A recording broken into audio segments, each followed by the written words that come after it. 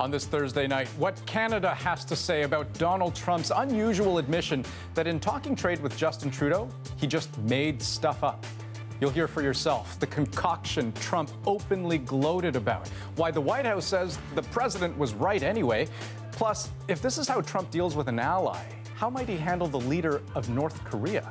Also tonight, the latest on that horrible bridge collapse in Miami, and Jagmeet Singh clarifies his position on a sensitive subject. This is The National.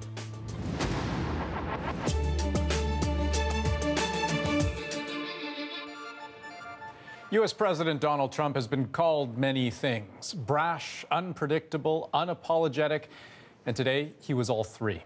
He's refusing to back down after being caught on tape bragging about making things up in a recent trade meeting with Prime Minister Justin Trudeau.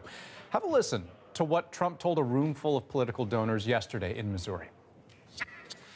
Trudeau came to see me. He's a good guy, Justin. He said, no, we have no trade deficit with you. We have none. Donald, please, nice guy, good-looking guy, comes in. Donald, we have no trade deficit. He's very proud because everybody else, was getting killed with him. So he's proud.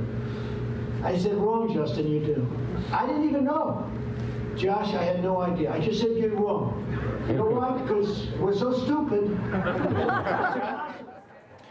So Donald Trump admitting to not knowing what the trade situation actually is with Canada, and then seeming to boast about his ability to make facts up on the fly.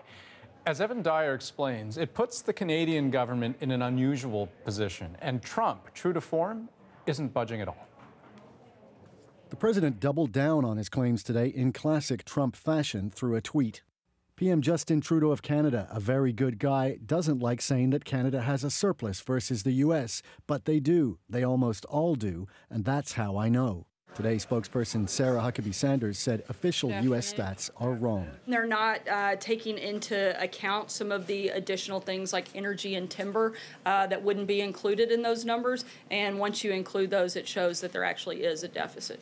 But even the president's favorite news channel called him out on this one, tweeting the real trade numbers, which do include lumber and energy and appear on several U.S. government websites. Trump recently signed off on a White House report that says the same thing. It's his report. It said two things. Trade is good, and there are only two countries in the world the U.S. runs surplus with, the U.K. and Canada. So the evidence is stark, and so clearly he's been making up the facts. It's not just Trump. We hope for a successful completion of these talks. U.S. Trade Representative Robert Lighthizer, the top American NAFTA negotiator, claimed the same earlier this month. Lighthizer's numbers were also wrong, contradicted by his own website. In fact, he made his deficit numbers up by counting as Canadian goods from other countries that merely pass through Canadian ports. It amounts to a pattern of dishonesty that's increasingly clear to everyone, says McKenna. This actually helps us because when we go to Congress now and we go to business leaders, we can say, look, the president's made it clear that he doesn't know what the facts are. Here are the facts, and the facts are that you actually run a surplus with us on trade. The art here will be to find an agreement which he can claim is a huge negotiating success for the master of the art of the deal, while not totally wrecking the North American economy. And that's how the government of Canada is playing this, not calling Trump out as a liar, but continuing to make its own case south of the border and using U.S. government statistics to back it up. Evan Dyer, CBC News, Ottawa. Now, the way Trump deals with Canada is one thing, but winging it on overseas affairs, that's a whole other matter. The concern is, if he's so cavalier with a close ally, what will happen when the stakes are much higher? Case in point, in the not-too-distant future, Trump is planning to meet with the leader of North Korea, Kim Jong-un. How is that going to go? Well, Keith Bogue joins us now from Washington to talk about that very question. So, Keith, is there a legitimate worry that Trump may not go into his talk with North Korea properly prepared? Oh, I think there is, especially when you consider this incident with Canada. It's not just that he was winging it, but the context in which we found that out shows that he was also proud of the fact that he was winging it. That's not the attitude that you want the President of the United States to have when he goes into such a serious meeting as the one that's planned with Kim Jong-un in May. But the way, Keith, these things normally go, will the groundwork not already have been laid beforehand, before Trump ever meets face-to-face with Kim Jong-un, to set the U.S. up for success? What should be happening now is all of that preparation so that Donald Trump knows not just what all of the details of his own negotiating position are, but what the details of Kim Jong-un's negotiating position are as well, so that he doesn't stumble into pitfalls, so that he doesn't fall prey to making a mistake because he's winging it. What they hope is that this is a terrific opportunity to actually make some headway on this file, and it would be a real shame for them if they were to blow it by winging it. Okay, and Keith, while we have you, I do have to ask you about a separate issue, the Mueller investigation. So, as you know, it's been reported that Bob Mueller has issued a subpoena for documents from the Trump Organization related to Russia. Tell us what we should read into that. Well, first of all, the fact that there's a subpoena suggests that the Trump Organization was not willing to cooperate with the Mueller investigation. Other than that, we don't know what Mueller's after, but what he could be after is evidence that supports an allegation that there was collusion between the Trump Organization and Donald Trump and the Russians during the election, or it could have nothing to do with that, but it might have something to do with, say, money laundering. We know that Trump associates have been criminally charged with money laundering, and there may be an interest in Mueller's part to see whether the Trump Organization was involved in that as well. Or it could be just an interest to know what kind of obligations Trump might have to Russian individuals and Russian organizations. For instance, is he bearing a lot of indebtedness to individuals and organizations that might compromise him as president? That's another interesting question, but we don't know the answer to any of those things, although we can surmise, I think, that whatever it is, it's not something that Donald Trump welcomes. Keith Bogue in Washington, thanks very much. Thank you. I want to take you down to Florida now, where rescuers have spent most of today desperately sorting through death and destruction. A pedestrian bridge, just freshly installed but not yet open to the public, collapsed over 6 lanes of busy roadway, dropping 860 metric tons of concrete and metal on 8 vehicles below. 8 people were taken to hospital. At least 4 people are dead. It sounded like a bomb, like multiple bombs in one. It sounded like the world was ending. I saw the most terrifying view of this bridge collapsing onto the... I saw a black car right in the middle. There was a woman in pink scrubs. I pray for her family because I saw her screaming for someone to help whoever was in the back of her car. The cars are smashed. It was very shocking to me, and I'm very grateful to be alive. Thank God.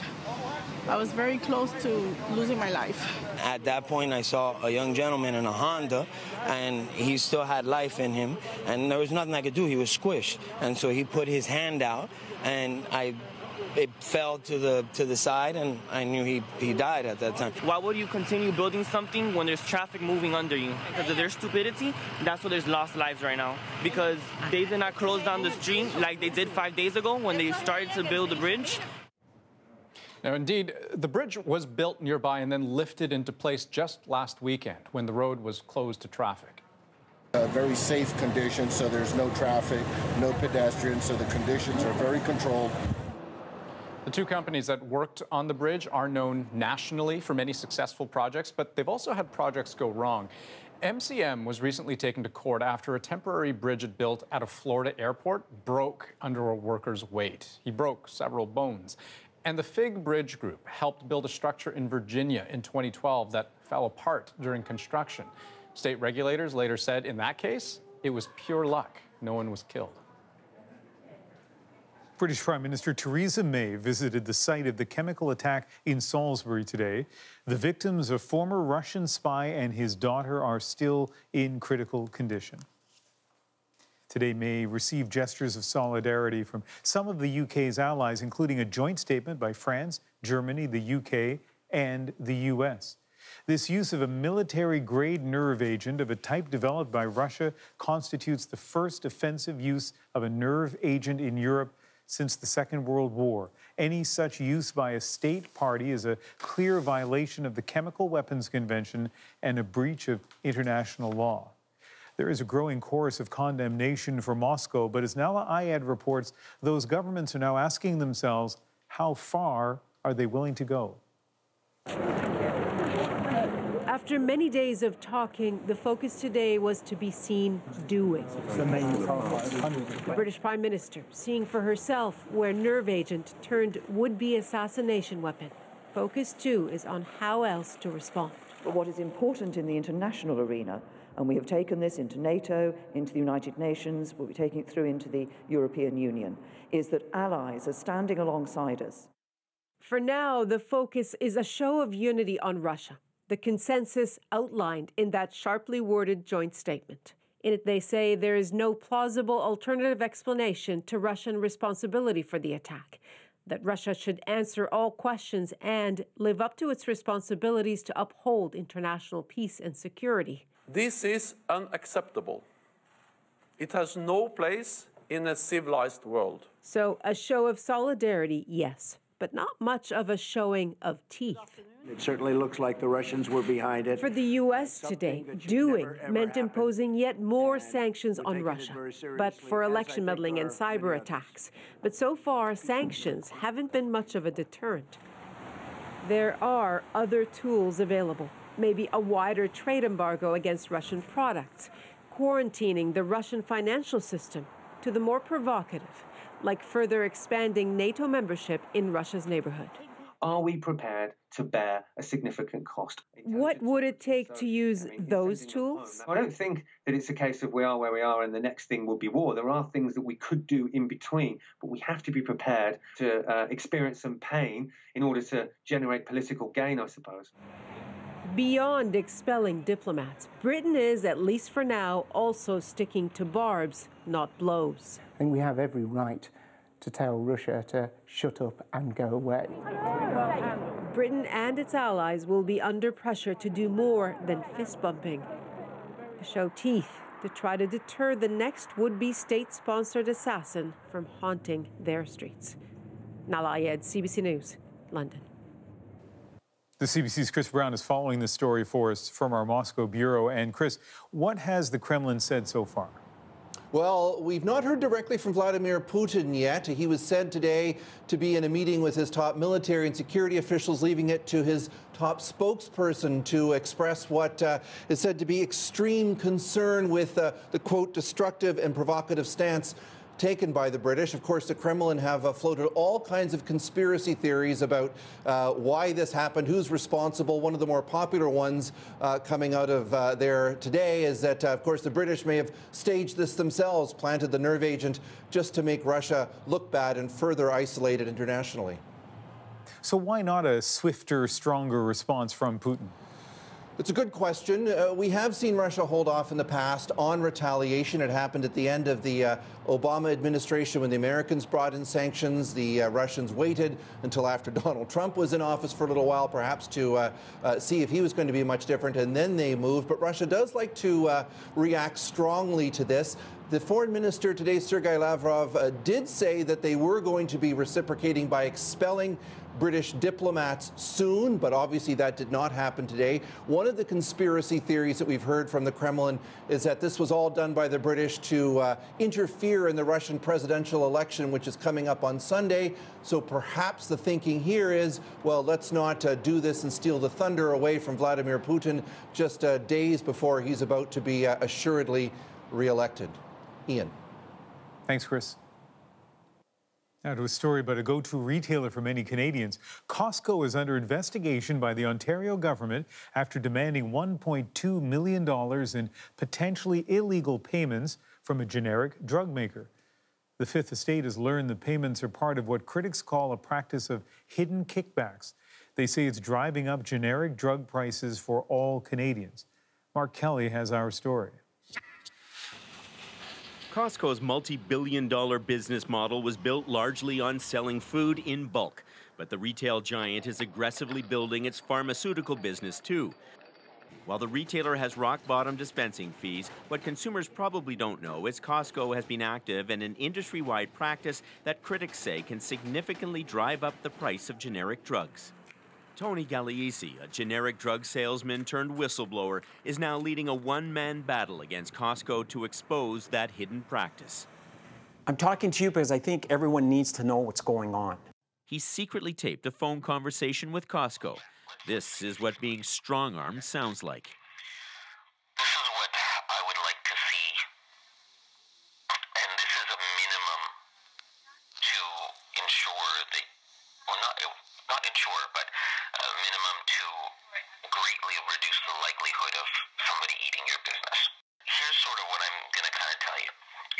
want to compete, it is going to have to be sort of, 60 plus. He's basically saying, I want a minimum of 60% rebate on all your sales. And what's wrong with that? It's against the law in Ontario. Right. In 2013, Ontario outright banned these so-called rebates that pharmacy chains routinely demand from drug suppliers. The ban was aimed at reducing drug prices. Well, you can call it a rebate. I prefer to call it a kickback. Amir Adoran says industry rebates are the drug industry's dirty little secret. Canadians are really seriously gouged on the price of generic drugs. Billions of dollars a year wasted that doesn't need to be. Costco says the payments they wanted from Gagliese were for advertising and clinic fees, which they thought were above board. The retailer has since stopped requiring the payments in Ontario. But Gagliese filed a complaint with the Ontario College of Pharmacists. 2 Costco executives pleaded guilty before the college for professional misconduct. They were each fined $20,000, though Gagliese says his employer had paid Costco $1.2 million in rebates and fees. As my son said, so I pay a $20,000 fine for stealing $1.2 million. Where do I sign up? So Gagliese took his tapes to Ontario's Ministry of Health, pushing for stiffer penalties for Costco. The Fifth Estate has learned the province has called in its forensic investigation team, which specializes in cases involving wrongdoing against government, to investigate his claims. I went to a meeting with the forensic investigating team, and they were the ones putting together the case for the Minister of Health. And what I was told, and I quote, "Help us, Tony, to put together this case against Costco." The Fifth Estate requested interviews with Costco CEO Craig Jelinek and their top Canadian executive Andre Briand to discuss the payments and the government investigation. They declined. But in a statement, Costco insists it genuinely believed the $1.2 million in payments it demanded were legal. We have not used these funds to line our pockets while we continue to charge high fees. To the contrary, payments received are used to defray our operating costs to allow us to pass the savings on to our customers. While Ontario has banned these rebates, everywhere else in Canada, pharmacies are free to demand payments from drug companies as the price of doing business with them. I think that this is a business where the various players have carved a piece of the pie for themselves, and none of them want to really upset the system because that pie sure is tasty. This is a business in which different stakeholders have big financial reasons not to upset the way things are done. So imagine the savings to Canadians if generic drug companies slash their prices by up to 60% instead of paying pharmacies for the privilege of stocking their product. So if you removed rebates across the country, you would save the healthcare system a lot of money. Again, keep in mind, the generic industry is worth about $5.5 billion. If we use Costco's own words of 60%, that means we could remove $3.3 billion of cost per year of rebates that are going to pharmacies. Taking on your customers is not good for business.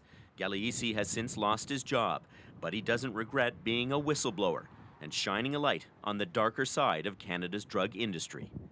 Mark Kelly, CBC News, Toronto.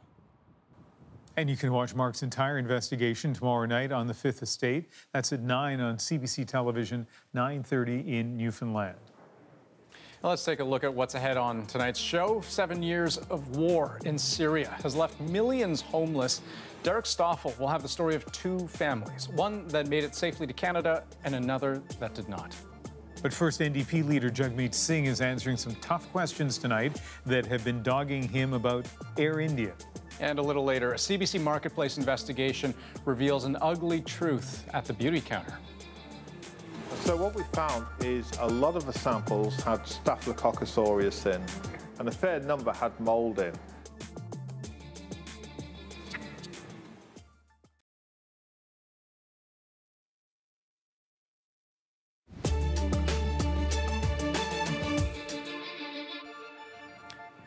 Tonight, federal NDP leader Jagmeet Singh is going further than he ever has before in spelling out his position on Sikh extremism.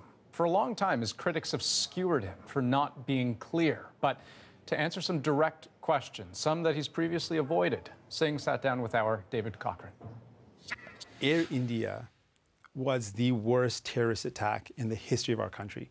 It seems like such an easy thing for a politician to do, to denounce Talvinder Singh Parmar, widely recognized as the mastermind of the Air India bombing.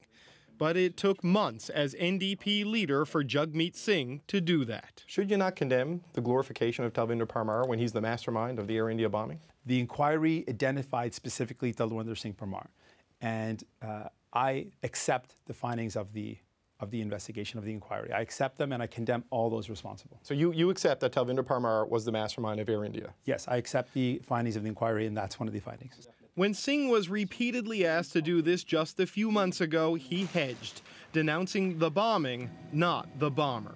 I don't know who was responsible, but I think we need to find out who's truly responsible. In recent days, videos surfaced showing Singh at Sikh separatist rallies with posters venerating violent extremists as martyrs. This happens in Canada, with Parmar being depicted not as a terrorist, but as a hero. Singh wouldn't announce that before. He did today. Would you condemn the use of the murder posters then at events? Personally, I think the displaying of a picture of Mr. Parmar is something that re-traumatizes and hurts and injures people that are suffering so much in terms of that loss in their lives, and I don't think it's appropriate, so I don't think it should be done. One of Singh's toughest critics calls these good but overdue moves.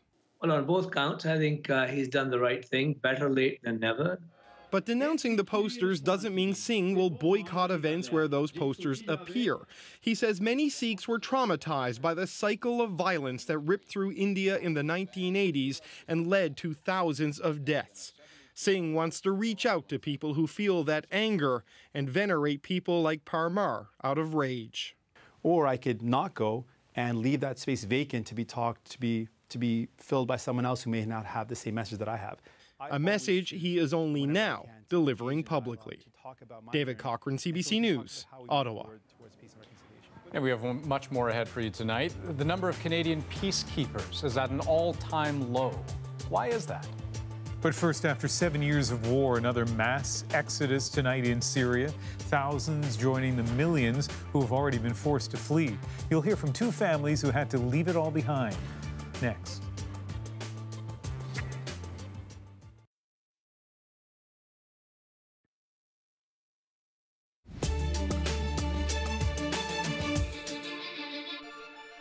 She was so good-hearted, so good-hearted. The whole family was amazing. Tonight on The National, we're learning more about the victims of a triple homicide east of Toronto in Ajax, Ontario.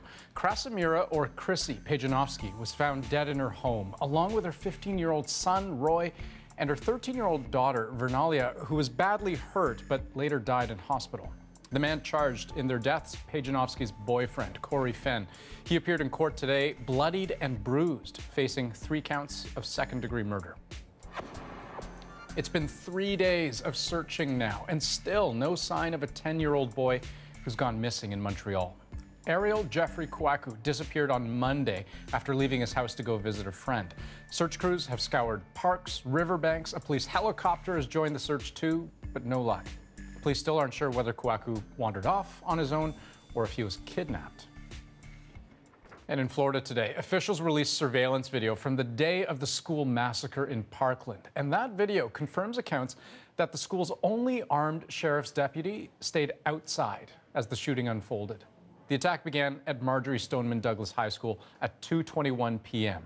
1 minute later, you can see the deputy being alerted. The rampage went on for 6 minutes, but the deputy never went inside. Instead, he took cover behind a wall. 17 people were killed in that attack. The sheriff's deputy has since resigned.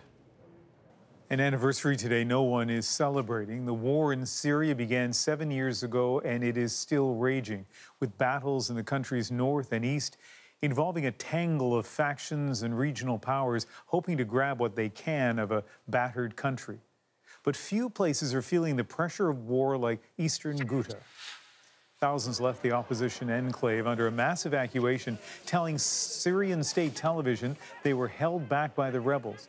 Both sides have accused each other of trapping 400,000 civilians in the towns and villages near Damascus, as it's pounded by a pro-government air and ground offensive that appears to be reaching a critical stage. On March 15, 2011, few could have predicted what the war in Syria would become. Even a quick tour of what's happened since is difficult to watch for the deaths it has caused. But this catastrophe and the world's reaction to it has defined the lives of millions of people. After 7 years, many already know this war. How it started, protests met with violence, escalating rapidly to open revolt. How it became a free-for-all for regional powers and extremists. Those early years were a blueprint for Syria's destruction. Cities turned to rubble, snipers scanning streets for targets. It became a land ruled by a government that turned on citizens with chemical weapons, and by militants that used terror as a weapon. It has been hard to follow the confusing kaleidoscope of wars within wars, as the U.S. bombed ISIS, Russia bombed other anti-government groups, and Turkey hit the Kurds. But the plight of the displaced has been clear enough, scrambling by the millions into neighboring countries and beyond. In 2015, 3-year-old Alan Kurdi became a symbol of that plight. He drowned during the dangerous Mediterranean crossing. He and his family were trying to get to Canada. Evidence mounts daily of the sacrifices civilians, especially children, have made for this war. If all of this is hard to watch, for a lone mother of 3, a refugee in Lebanon, it's even harder to live through. أول شيء بدي أنساه لو يطلع بيدي بنساه وما فيني أنا أنساه بنساها لسوريا هاي أول شغلة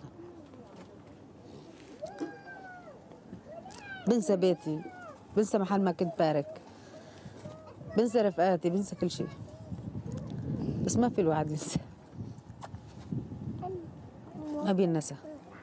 Over the past year, the battlefield has changed, with ISIS trapped in the east, Kurds struggling against Turkey in the north, the Iran and Russia-backed government asserting control wherever it can.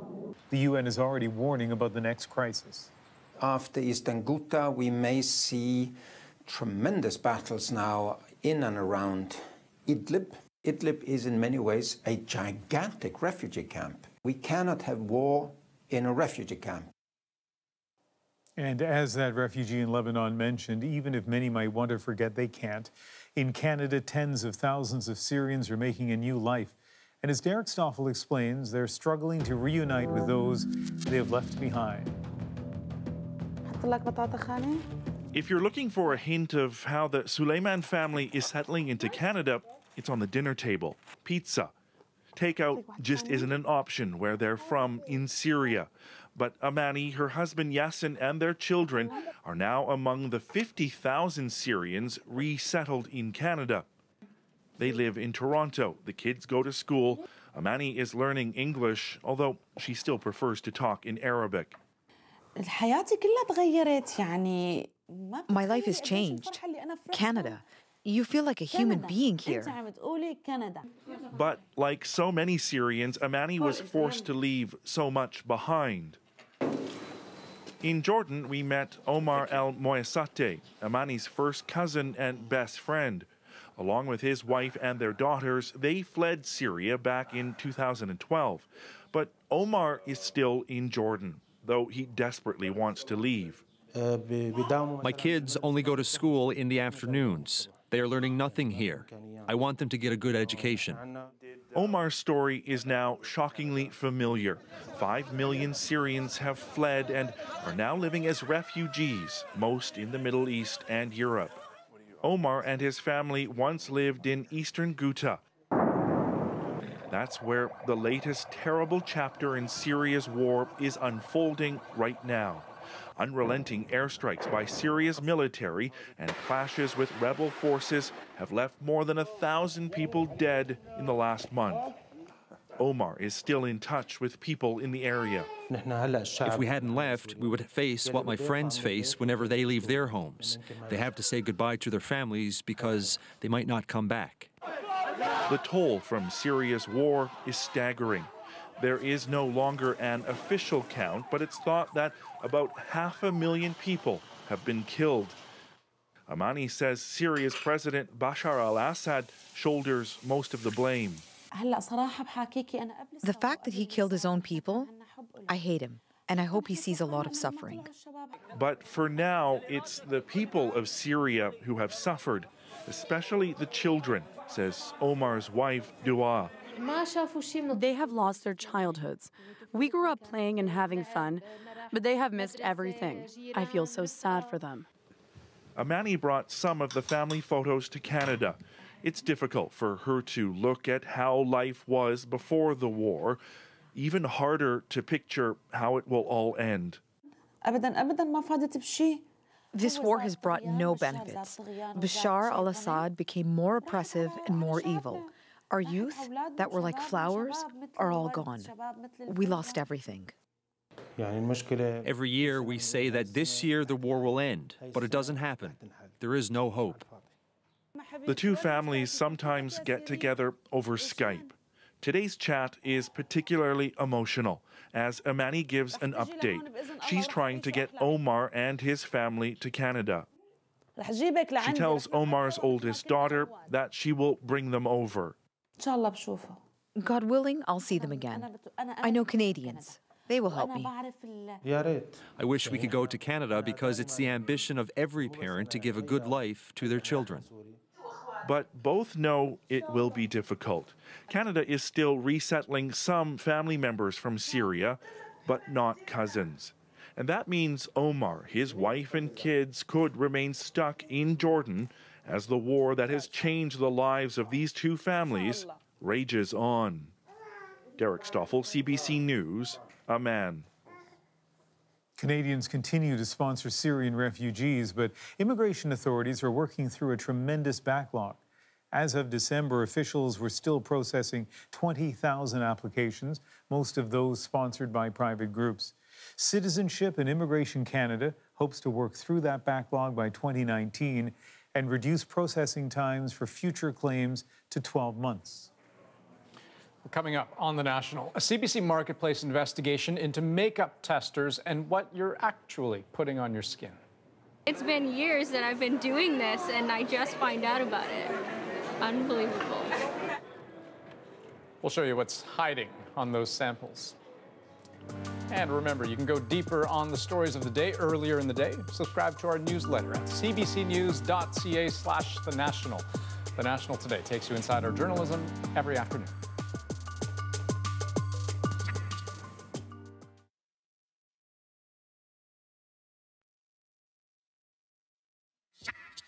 Kids like going to Toys R Us because there's like a lot of wonders. Toys R Us had some sort of like magic. Knowing that it's not going to be around anymore, it's disappointing for him and, actually, for us adults too. Toys R Us has been a kid's paradise for decades, but today in the United States, playtime's over.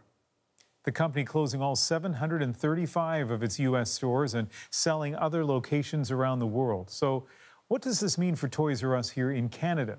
And what does it say about the state of the toy industry? We sent Briar Stewart to find out. Inside this warehouse sits tens of thousands of dollars worth of toys, play cars and flying discs, destined for Toys R Us stores in Canada. But the company that makes these admits there was some hesitation about filling the order. Try and decide whether we should ship it or not. Are we going to get paid? That's the biggest question everybody wants to know. Do you have an Air Miles card? Because U.S. Toys R Us stores are shutting down, and it's creating uncertainty for the chain in this country. The 82 Toys R Us stores in Canada are still open for now, and the company is looking for a buyer for them. There's no doubt that for many Canadians, this store is iconic.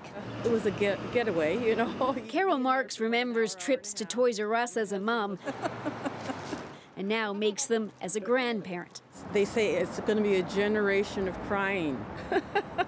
That's what they're saying. So I hope they don't take this one down. We'll have to find something else to replace it. Look at this one. Canada's toy industry is made of plenty of smaller yet still excitable options. These are magnifying glasses. That's not as Caboodles is a small company that runs 4 stores in BC. A little bit of play.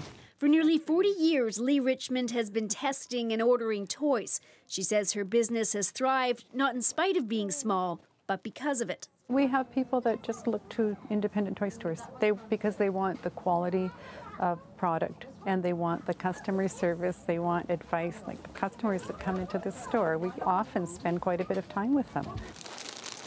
While some consumers are shifting their buying online, it's not for everyone. Okay, guys. The shopping online, you can't really see it as a picture, right? So, whereas here you can physically look at all the lovely toys and you could feel it. Because whether you've loyally shopped at a retail giant for decades or prefer a shop around the corner, Mommy! For some, there's just something about a trip to a toy store. Briar Stewart, CBC News, Vancouver. Toys are a $2.5 billion industry in this country, and if you're wondering where we shop most of the time, well, according to a Toronto marketing firm, those big retailers still doing well. Walmart and Toys R Us represent up to 65% of sales here. The specialty retailer Mastermind Toys represents up to 20%, and as you can see, independent stores like those Briar mentioned make up about 5% of sales. Okay, on to a much different sort of shopping experience. At the makeup counter, it's pretty commonplace to have testers available. You try before you buy, right? But our colleagues at Marketplace wondered what bacteria might be lurking on those samples. How often are they cleaned? Well, as Asha Tomlinson tells us, the findings aren't pretty. It's hard to walk through a makeup store and not see this. Person after person trying on the latest shade, using testers on display everywhere. Many assume they can trust what they're trying on. Do you ever wonder if they're clean? I hope they are, but I guess I haven't ever thought about it. How do you know? I guess I don't know. I just trust the store would have good samples out there for us. Producers collected 60 samples of makeup testers from 4 popular makeup retailers, MAC, Sephora, The Body Shop, and Shoppers Drug Mart, and tested them for all kinds of bacteria. The results? So what we found is a lot of the samples had Staphylococcus aureus in, and a fair number had mold in. Microbiologist Keith Warner found staph, yeast, and mold from every retailer we visited. Bacteria that could make people sick. Shoppers were shocked to hear what we found. This is mold at a Shoppers Drug Mart from a cream blush tester. Oh my goodness, that's so gross. This is staph from a Sephora mascara. I don't even know what to say right now. It's been years that I've been doing this and I just find out about it. Unbelievable. Vanessa Bodner and Brianne Kale aren't that surprised. They're former employees who say cleaning testers was not so common. When I worked there in the beauty boutique, I didn't clean a tester once. Bodner says Sephora and MAC train their employees to keep the testers clean, but in practice? At Sephora, it's a lot more difficult because of the magnitude of how many different types of brands that they carry within a Sephora. The retailers we visited tell us they have robust cleaning procedures. Testers are regularly sanitized, and they recommend consulting with a staff member before trying on any tester. The Body Shop adds that they'll be revisiting their programs as a result. Asha Tomlinson, CBC News, Toronto. And you can watch the full investigation tomorrow night on Marketplace. The Dirty Truth About Makeup airs at 8 p.m. on CBC Television, 8:30 in Newfoundland. When we come back, a Canadian ethical dilemma. You go into a Tim Hortons, order a sandwich, and this is what they give you. That happened to a woman in Newfoundland. You'll hear from her right after the break. And remember, you can get the real story from CBC News journalists all day long. Find powerful images on Instagram, exclusive video on Facebook, and tweet us anytime at CBC The National.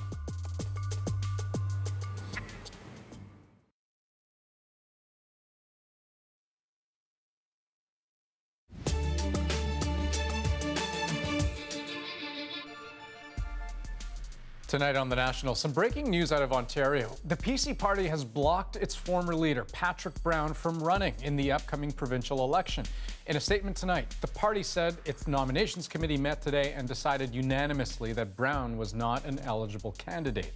Brown himself also posted on Twitter confirmation that he wouldn't be running in the election. It was this past January he resigned as party leader over sexual misconduct allegations, which he's vowed to fight. He also bowed out of the subsequent leadership race, but says he remains committed to the conservative movement. A world-famous conductor fired last week by the Metropolitan Opera over sexual misconduct allegations is now fighting back. James Levine filed a lawsuit today against the Met. He says the company had long been trying to force him out and that they used what he calls baseless allegations to fire him. Levine is asking for at least $5.8 million in damages. 2 chemical plant workers are hurt and another is missing after a major fire at a facility in Texas. Investigators believe a worker may have somehow sparked the fire while chemicals were being mixed. He was rushed to hospital with critical burn injuries. As for the missing worker, officials said tonight that the site is still too dangerous to search.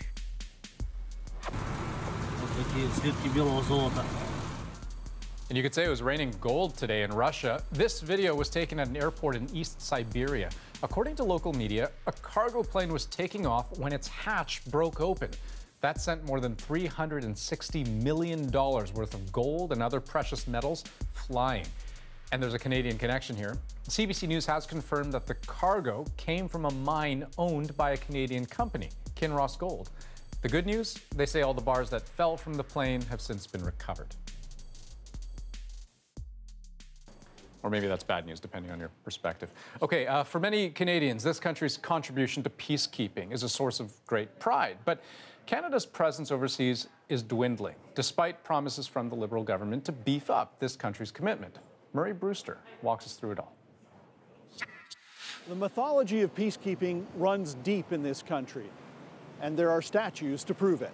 The Canadian myth originated with the Suez Crisis and has echoed ever since. Intervention will be important, perhaps even essential, for keeping the peace, for preventing small conflicts developing into big ones. Even decades later, the idea of peacekeeping continues to shape the country in subtle and profound ways. Let's renew peacekeeping and be part of it for a more stable world for all.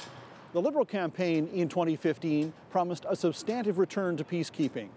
In 2016, the government promised 600 troops and 150 police officers to the UN. 2 years later, there's little sign of them. As of the end of February, there were 22 soldiers taking part in 4 UN missions, according to DND. The UN's count is slightly higher, 41, because it includes staff positions. Either way, it's the lowest number ever. Separately, Canada has 70 peacekeepers involved in a non-UN mission in the Sinai Peninsula. In 1993, Canada had 3,300 troops overseas. So what's with the hesitation?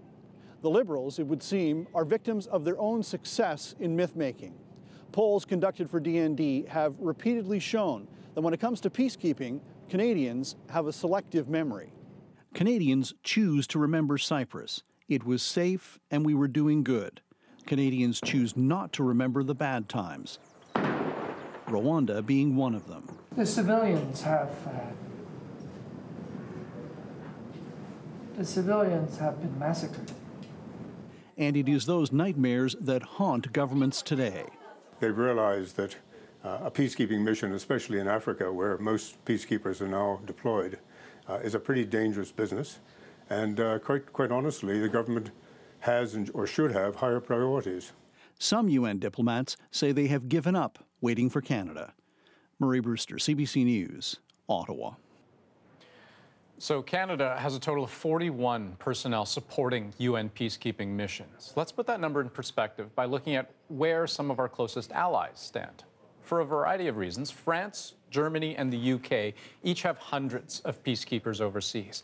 The contribution from the US is closer to Canada's, 57 people, though it is the largest financial contributor to peacekeeping operations. Well, it's changed the tone here, and it doesn't get much more Canadian than this. Not just what happened, but how much attention the following story has been getting ever since it rolled out. A St. John's area woman thought she was getting a chicken wrap from a Tim Hortons drive-thru, but instead, she was in for a big surprise. What happened next is our moment of the day. When I get to work, I open the bag. Definitely no sandwich. Instead, there was a full bag of prize tabs from the Roll Up the Rim contest. You know, it was obviously not what I was expecting, and I did know it was a mistake. Later in the afternoon, I returned the bag of tabs. The store gave me a $40 gift card for my honesty, which I appreciated it, but I didn't expect anything. Obviously, I wanted to do what was right. I wouldn't have had a very clear conscience if I was going around with a bag full of prize winnings that were not mine. You know, Andrew, we always try to figure out how much context you need in a story, and on that one, you don't need much, except I'm thinking anyone visiting and watching the show, but they're not from Canada, must be looking at that story, Roll Up the Rim, those fragments from coffee cups, wondering what the heck is going on? See, the funny thing is my whole reaction to this story was simply, so that's where they all went, because I don't know how many coffees I've bought at Tim Hortons, and every time I roll up, it's the play again message. So now the mystery's solved. Always the serious journalist Canada should know. Andrew asked in our editorial meeting today, surely Tim Hortons has some system so they can cancel those winning fragments of cups when they get handed in. And Andrew, we determined that is not the case, that they don't put a marker on it, they don't do a hole punch, and so in every, I shouldn't say this because who knows what's going to happen tonight, but at every Tim Hortons, there's a bag like that. So yeah, no, it's true, and it has been incredible. Just to your earlier point, how much traction this story has gotten. It's what everyone seems to be talking about, and certainly what we were talking about in our meeting earlier today. All right, well, that's the show for tonight. Good night. Good night.